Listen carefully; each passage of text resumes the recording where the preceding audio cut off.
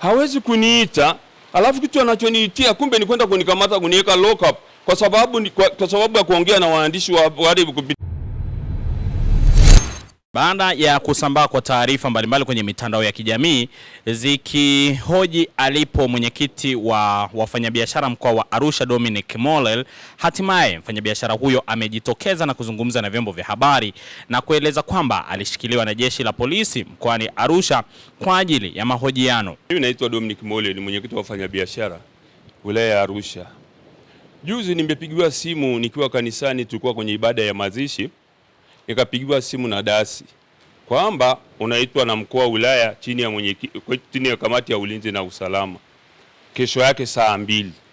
Nikaondoka asubuhi saa 2, nikaenda tukapandishwa kwenye ofisi ya mkurugenzi, lakini kikao waliketi wao kwenye ofisi ya meya. Mimi nikaikwa pale kwenye benchi, wamemzungumza. Baadaye nikaja kaitwa pale na mkuu wa wilaya. Anachoniitia nini?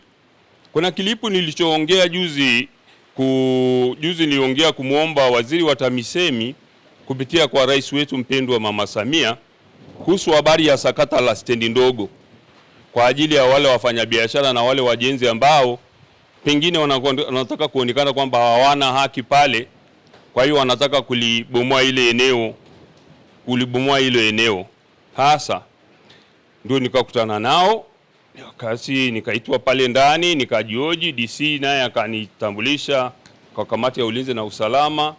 Basi wakaanza kuniambia nijieleze. Nikaanza kujieleza, nikamwambia eneo lile ni eneo ambalo ni kweli la halmashauri, lakini ni eneo pia ambayo halmashauri imewapa wawekezaji wale wenye majengo yao. Hivyo kuwasema wale wananchi wanatiki ama mnataka kubomoa stendi na eneo hilo mshatoa kwa mwekezaji, sio salama, si sawa. Tuliendelea pale, mkuu wa wilaya akaniambia sasa jieleze, ndio nikawaeleza na nikawapa na mikataba. Sasa mkuu wa wilaya, kutokana na ile kilipu niliongea tarehe 29 hiyo, na nikwambia nimemuomba waziri wa TAMISEMI kupitia kwa rais wetu mpendwa Mheshimiwa Mama Samia kumueleza kwa sababu na hisa zake, kwa sababu mama anahangaika kule kuwatafuta wafanyabiashara ili wananchi wale waondokane na maduka waende. Sasa unakuta mwananchi ana kibanda maskini ndani ajipatia riziki, alafu hiyo ndio inaondolewa. Na mimi naona ile kilipu haikumfurahisha DC.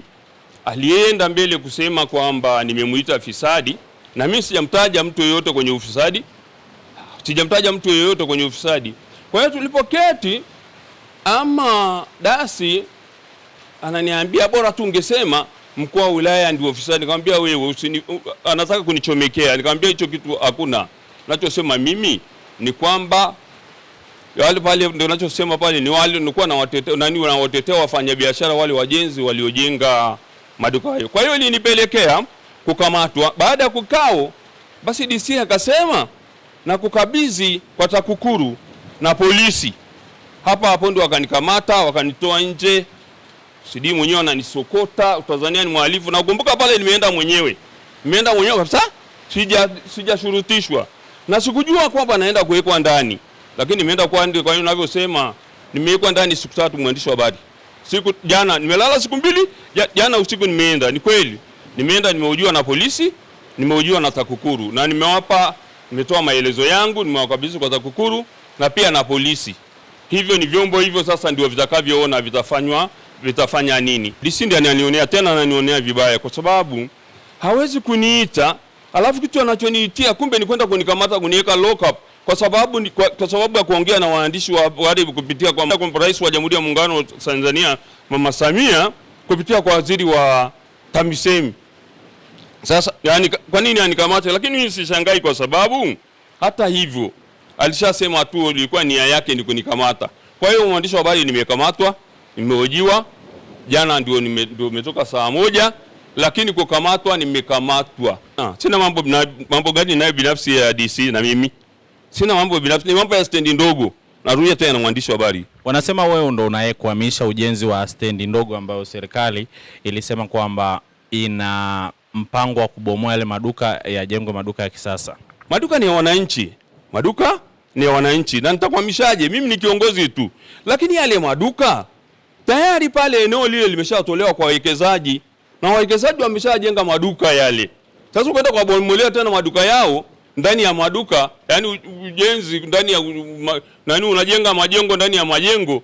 Hilo sio sahihi, na hata hivyo na ingekuwa nia yao ni njema, wangewaita wale wawekezaji wenyewe Jumatatu. Lakini nataka tu niombe tena, nimwombe Mheshimiwa Rais Samia Suluhu Hassan,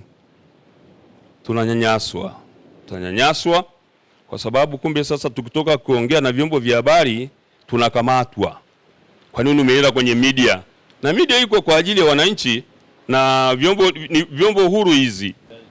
DC alisema nikitaka yeye anachotaka DC nikamsafishe kwa yale maneno niliyoongea ile kilipo ya tarehe 29.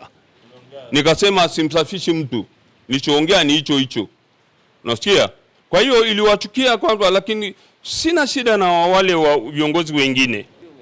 Nilichomwomba Mheshimiwa Rais, kama akikuta zile document tulizo nazo ni sahihi na bado DC anatusumbua au waamini, kwa sababu Mheshimiwa Rais yeye mkuu wa wilaya aliletwa huku kuja kusikiliza shida ya wananchi na kutatua migogoro, sio kuja kuanzisha migogoro kwa ajili ya kuanzisha migogoro tena kwa maduka ambayo ilishaamuliwa maamuzi na document zipo na Mheshimiwa Waziri Mkuu. Alipotafutwa mkuu wa wilaya ya Arusha Joseph Mkude kuhusiana na tuhuma za kukamatwa kwa mfanyabiashara Dominic Mollel, alisema kwamba mfanyabiashara huyo hajakamatwa na polisi, bali alikuwa akishirikishwa masuala mbalimbali ambayo ni binafsi na sio ya stendi ndogo. Sijatoa maelekezo ya aina hiyo. Anatoa ushirikiano kuna kamati ya usalama. Ni kamati ya usalama. Hajakamatwa. Huyo anashirikishwa. Na vikao vyenyewe vinahusiana na kile ambacho uliwahi kusema kwamba alitoa taarifa za uongo kuhusu ofisi yako. Sahihi. Na katika vyombo vya habari amezungumza masuala mengi mazito ambayo yanastahili kutiwa hatiani. Ametamka juu swala la ufisadi. Amesema hao ni mafisadi. Bahati nzuri hakutaja jina, lakini global. Lakini wale walioainishwa ni viongozi, akiwepo ni pamoja na mimi, mkurugenzi wangu wa jiji, kwamba ni mafisadi. Na amenitumu upande fulani mimi kwa kusema kwamba ile halmashauri ya jiji pale pana watu, ni ofisi kubwa. Kwa hiyo tunashangaa mkuu wa wilaya katugeuka. Ikumbukwe kuwa mkurugenzi wa halmashauri ya jiji la Arusha John Kayombo alisema kwamba maduka ya stendi ndogo yatavunjwa na fedha tayari zimekwisha kutengwa kwa ajili ya kujengwa kwa maduka ya kisasa. Lakini pamoja na hilo, nasema tena kwamba mwaka huu wa fedha tumepanga kuanza ujenzi. Tumetenga 1.6 bilioni kwa kujenga jengo la ghorofa 2 kubwa na eneo la stendi pale ya magari.